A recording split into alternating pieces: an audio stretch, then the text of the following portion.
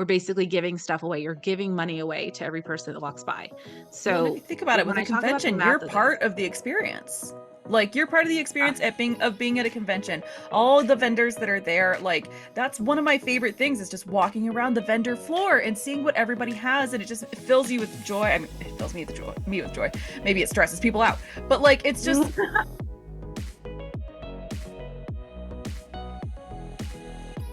hi everyone, welcome to Behind the Booth. I'm Jade, and with me as always is my award-winning producer, Heather. And on this channel, we talk about wild stories from Comic-Con vendors, which Jade is one of those. She gets her own booth. She has her own product that she designed herself entirely.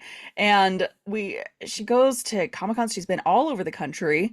And I mean, different craft fairs and farmers markets. And we talked about those in other episodes too. But today we're talking about something that can be really uncomfortable for a lot of people, which is why I think it's really important to talk about. I don't think it's talked about enough, but also it makes me like my stomach clench. Money. We all love it. We all hate it. Like, so Money. we're going to talk about it because it's a huge part of doing this. Basically, you are running a business when you have your booth selling a product, whether it's art, whether it's something you designed yourself, whether you're reselling comic books. I don't even know. Like, this is something that we all need to know about. And so we want to talk about it because it's something that Jade has had to deal with. Money. Money is an interesting one because it is something, especially in our culture, that we're not comfortable talking about. And when you have this type of situation, it's just like Heather said, it's a business. When you do these events, it can be a hobby and it can be an enjoyable hobby, but you still need to be paid for your hobby. And when I say that, the one thing I want you to think about this entire conversation is in order to do your hobby, in order to run your business, you have to make money in some way or another. Because if you don't have any way of bringing in income, you can no longer do your hobby. You can no longer move forward with what you're making. And even if it comes down to, I need to sell my item at cost so I can keep doing my hobby, then that's great, but you still need to make something. And I get this all the time with people, and I I've gotten kinda snotty sometimes with it because you'll have people come up to your booth and, say things like, "Oh, I wish this was free." I'm like, "Yeah, well, I need to eat. So, if I don't charge you for that, then I don't get to eat today." And it takes them back a little bit because 'cause they're like, "Oh, I'm literally taking food out of this person's mouth." Like, "Yeah, you kinda are, so quit saying stuff like that, it's rude." But I have gotten snotty a few times, Which like that with sounds snotty, people, but but also they do kind of need that like brush of reality of like, yeah, I yeah, wish everything could be free too, but it's not, and that's why I do need you to pay for this. Like, yeah. Yeah, it's a thing, and I'm not sure, if it's just, like, a comment or whatever, so I try to play it off as, like, a more fun thing, especially, like, if it's, like, a kid, be like, "Oh, I know, I wish that was free too," or if they have food, be like, "I wish your drink was free, I want a drink," and I can play with them, but, like, if it's teenagers and adults, I sometimes get a little bit, like, shady, about it, which everyone has their way of handling it. So, but that's part of what adds to us having trouble and difficulty charging for things because we hear that constant reinforcement of, oh, this should be free, or I wish this was free, or that's too expensive, and things like that. And I'll give you this example that I ran into. There was somebody, lovely person next to me at Chicago Comic Con, and she did hand poured resin and she did her own mixtures of things and no two items were alike and everything was super custom and I looked at her stuff because she was right next to me and I was like, "Oh wow, this is beautiful." She's had these cute little dragons that were like curled up into themselves and it was a mold, but she had done them all different kinds of colors and she had done like layered glitter and stuff. I was like, "Wow, this is amazing. I've never seen anything like this before." And I looked at her prices and she had these tiny little dragons about this big. And I did this in my class actually that I taught, where I showed a picture of this and I asked the class, I said, "How much do you think you pay for this?" And I showed them pictures of it and everything. And people were like, "I don't know, like 15, 20, 25." And when I told them what she sold them to, their faces just dropped. I said, "She was selling these for $9." And everyone was like, "$9? Like how?" And I was like, "I know. She's selling them for $9." And I asked her why. I said, "These are beautiful. Why are you selling them for so little?" I didn't say cheap because I didn't wanna put that in her head. You know, when you talk to people, you have to really be aware of the words you use. But I asked her, I'm like, "Why are you selling these for so little?" She's like, "Well, people won't pay more." I was like, "Really? How do you know that?" She's like, "Well, I was at a farmer's market and people said they were too expensive because I used to sell them for 15." And I was like, "Oh, well, you're at Comic-Con now." Like, that's just kind of a part of it. Like, the pricing people expect is going to be at a premium. And I said, "You know, would you maybe look at increasing the price by a third?" And she's like, "I don't know. I don't think anyone will sell." I'm like, "Okay, it's Friday." Or actually, it was Chicago, so it was a Thursday, which is our version of a Friday. I was like, "Listen, it's the first day. So try this for me. And if you sell one dragon at that amount, you need to do that. You need to sell them for double the next day." And she's like, "I'm so nervous." I'm like, "Don't be nervous. Like, at the worst case scenario, I'll buy one of the little damn dragons and you'll at least have one sale from me." And so she did that and sold two of them. And I said, "Okay, so for the next day, which is our second biggest day," I was like, "You need to double it. So you need to sell these for 18." She's like, "Are you sure?" I was like, "Yes, I'm sure. You have to trust me. You have to trust me." I said, "I guarantee you, you will sell one of these by 1 o'clock." And by like 11:30 the next day, she had sold four of them. And she's like, "I can't believe it." I was like, "So now that you trust me, change all your fucking prices on everything, double everything that you've listed." And so she's like the mad woman, like writing new price tags. So she had actual price tags she put on them, which was super cute. That's very a farmer's market thing, but whatever. And she went in and retagged everything. And she said she made so much money by the end of the weekend, more than she thought she could because she had priced her things appropriately. And when we talk about pricing things appropriately, what I'm meaning is that it's not just what most people think of as cost of materials. It's not just Right. cost of materials. Your time has to be accounted for. And then on top of that, what you paid to be there needs to also be accounted for. If you're paying $375 to get into an event, and that's kind of a broad number, I use that one a lot because that's what I pay on average for the events that I attend. Somehow that number needs to be made up. Not to mention if you flew there or if you had to pay for your baggage, what you're paying for food every day, your hotel. These are all things that you need to wrap into those prices. That's why there's that joke of like, oh, there's a convention tax where people will see stuff, at the convention floor and then check them out online and see they're much cheaper online from the same vendor than they are at the convention, is because we have to make up that difference or else we literally are losing money by being there. We're basically giving stuff away. You're giving money away to every person that walks by. Well, and if you So think about it, with when a I talk about the convention, you're math of this, part of the experience. Like you're part of the yeah. experience at being at a convention. All the vendors that are there, like that's one of my favorite things is just walking around the vendor floor and seeing what everybody has, and it just fills you with joy. I mean, it fills me with joy. Maybe it stresses people out, but like it's a thing to see like the people and what they've made and everything, and it's just wonderful. So you're part of that experience. So don't feel like it's a, oh well, I can't like up it that much because, I'm just here. I paid to be here. I don't know. There's so many Mhm. ways you can talk yourself down out of this, but you are part of that experience that people want to be there for. Yeah, and I mean, you need to talk to people, and I know it's hard as an introvert, it's very exhausting for me. Heather goes to these events with me, and, like, I'm friendly and I'm on all day, and then I get back to the hotel room and I'm like, "Okay, I'm done with people," and I take a shower and go to bed. And I'm like, we do not, like, party and have, like, "Oh, let's have a girls' night, let's drink some rum." Like, we did that when we did conventions for, like, business, When we but weren't not actually for these working. because yes, because I get so tired, and so, she's like, "Are you okay? Are you good?" I'm like, "I'm good," and I just go to sleep, and then she goes to karaoke bars and stuff and has a great time and comes home, and I'm happy that she's happy, but I get exhausted, so that is a part of it. You will get exhausted, but at least at the very least, like, smiling at people, waving at people, things like that, that helps their experience as well.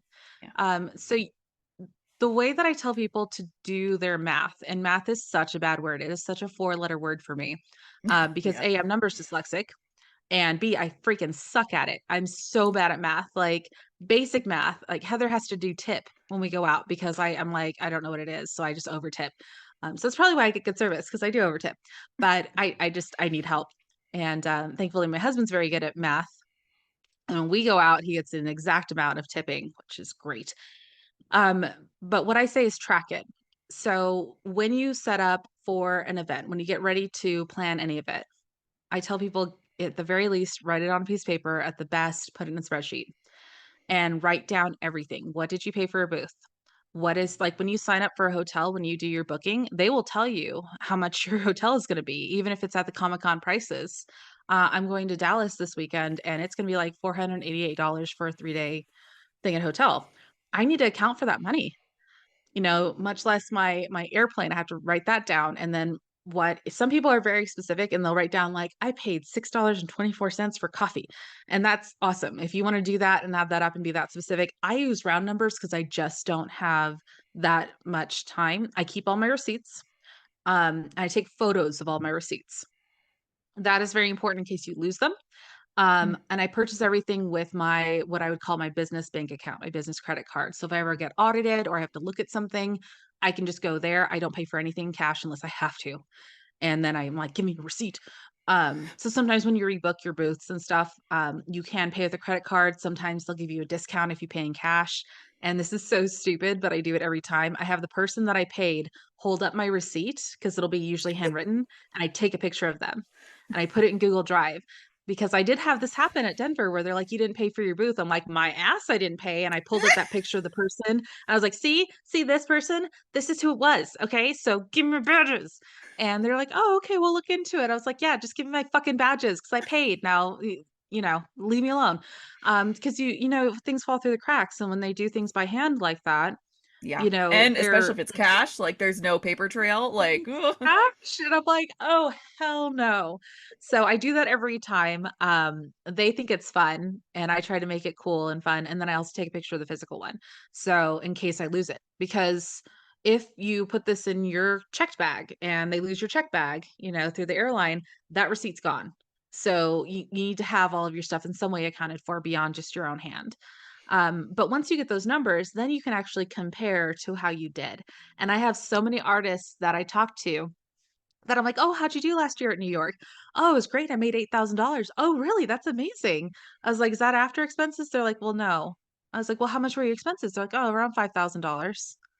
I was like, "Okay, so you actually made like closer to 3."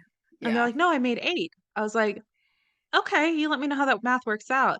And it's Yeah. not to discourage anybody, but you need to know how much that money is because especially when you're doing this, people say like, "I wanna do this full time. I wanna do this full time." Like you need to know your numbers. You Yeah. need to know how much are your monthly expenses just to live. And then when you actually track this, like if you do a convention a month, like what I do generally speaking, like, okay, well, I make on average $3,000 at a convention. My expenses per month are 1,500. I'm saying 1,500. We all know that's not what it is, but because it's so expensive to just Yeah. live nowadays, especially with inflation. But now you know that, okay, well, I could probably afford to maybe do this if I can do this many shows a month or this many a year. And we do have, I call it the real estate effect. We do have the same thing that people that have seasonal jobs do. Like real estate agents, their most busy time is like the summer and spring because that's when people Hmm. want to look at houses. It's warm outside. Their kids are on vacation. Like they have time for them to like go house hunting. And real estate agents basically have to do the ant effect, which is harvest like crazy for the winter. We have a similar Yeah. thing. Like I know how many conventions did I do in July? It was like one every weekend or something. It It was was amazing June how many too. I You was had like doing. 4 or 5. It was insane. It was insane, and some of them I actually had to get another team to run a booth while I was at another booth. So, that's our busy season. So you have to save as much as you can to get you through the months. Like, I'm lucky that I'm going to FanFest in October, but there wasn't anything else going on in October, November because it just doesn't tend to have anything like that in our realm of things.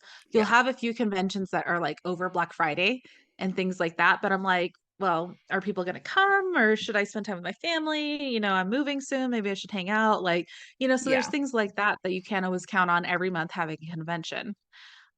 So these are just numbers you have to know. Now, I told people in my thing, it's okay to not be good at math. If you just write them down, you can get somebody else to do the math for you. Yeah. And yes, I realize that costs money. Not everyone is lucky to get accidentally married like I am to somebody who's good with numbers, but it's important to at least know them. And if you can type them into a spreadsheet, the spreadsheet will add them up for you. Yeah. and just knowing those numbers is gonna really help you. The worst thing I've ever seen, and you see it all the time if you ever watched, like, Bar Rescue or, like, Restaurant from Hell or any of those, like, reality Yeah. shows, the person that comes in will be like, "Well, how much is a drink? How much do you sell a drink for?" "I don't know." "What's your cost on alcohol?" "I don't know." "How much, do you spend every month in produce?" "I don't know." Like, we have to know these numbers, Stresses me and you don't have to out. I know, you don't have to memorize them either. It's not like, "Okay, so I need to know exactly how much my cost is on every Pride pen I sent." Like, I've got it in a spreadsheet. I'll be like, "Hold on." Pull it up on my phone. Yeah. "There you go, Gordon Ramsay, that's how much it is," like, and there are ways to know what your numbers look like, and even things like softwares like Shopify, not a sponsor, by the way, they have a system inside the back end of the system that will tell you, "Okay, you're selling this for $10. Your estimated cost," and I say estimated cost, is maybe it's $1.70. Mhm. And so it will tell you what your profit range is. And then you can say, "Yeah, my profit on every pin is 80% or whatever," which is pretty normal for retail. I mean, you think about it when you go and buy, oh gosh, what's trendy right now with kids, Heather? What toys are Uh, trendy this year? Little squish balls. Like, Okay, how much they are the look squish like balls? stress balls. Oh my gosh, they're maybe like $2, but they probably $2? Okay. cost like 20 20 cents to cents make? probably. Yeah. Yeah. So the general rule on retail, and I know this because I worked at the Disney store for forever. A lot of my friends are in retail. I've been doing retail for a very long time. They say whatever the number is, either add a zero or subtract a zero, and that tells you how much they paid for it. Yeah. And when I say they paid for it, I mean like production, shipping, marketing, the cost for having an employee physically put it out there, Labor. like the Yeah. whole number. So when we say, "Oh, it's $2," it's probably 20 cents for them Yeah. to get it to that point. Yeah. But that's how they make their money. That's how they can afford to have a giant store you can go to 24 hours. All the things we talked about at like the episode of the farmer's market, like how everything's already put together or isn't put together. That's what you're paying for. And then don't even get me started on inflation because that's a whole other math thing I can't do. But there are ways to know what your numbers look like. And you don't have to do the math. You just have to write them down. Right. So keeping records of that is really really really important, and like knowing when to keep records of it, because you don't want to be thinking about it all the time, because if you're not, if you're not like her accidental husband, then like keeping numbers in your head all the time is going to hurt. And you don't want to do Mhm. that, and you don't want to stress yourself out with this so much Yeah. that you eventually just get like paralyzed and you can't do anything. Like, it will take some time, but figure out a system that works for you. If you love spreadsheets, do that. If you just need a little text document in your open in your phone to just jot things down and then you can go over it later, like just figure out what works for you, but make sure you write things down so you don't have to remember. Because that's my I problem. I have seen so many people at their booths do a hand ledger, which I don't know how A, you have the patience to do that, but God. after every transaction, they write it down. Ugh. Or they have like a tally mark of what they sold. So they'll have like all their products written down and they'll do a tally mark for the show of what they sold. Some people have it in their POS system. So, like, when they do a transaction, like what I do, I select what it is, and then I run their credit card or I take their cash, and it tells me in inventory what I've sold. And so I can be like, "Oh, I sold 80 ace pins, or I sold, 2 stencils, or whatever it happened to be." So it tracks it for me. But I've seen people take actual ledgers and do that. If that works for you, great. Go I for it. have a Google account. And Google has free spreadsheets and free storage and free all kinds of stuff. And I'm all about if it works and if it's no cost or low cost, there's no reason to reinvent the wheel. Yeah. If it works, it works. So even if you want to have a really cool leather bound journal that matches your booth colors and stuff, which I've seen, it's super cute, and handwrite it, great. They write in a If you quill. want to, yeah, if you want to use the note section in your phone, use your note section. If you want to do what I do and add it all up, while you're sitting at the airport on your way home on Google Drive, which is what I do, then do that. Whatever works for you, make it work for you. Just have a way to A, track it, prove it, and don't lose it.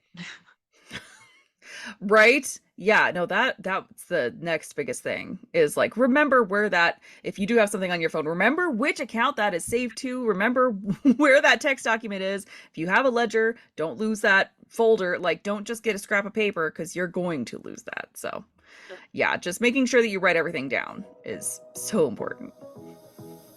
Well, thank you everyone for joining us today, and a special thank you to Nerdy Girl Podcast for producing this episode. We'll see you next time.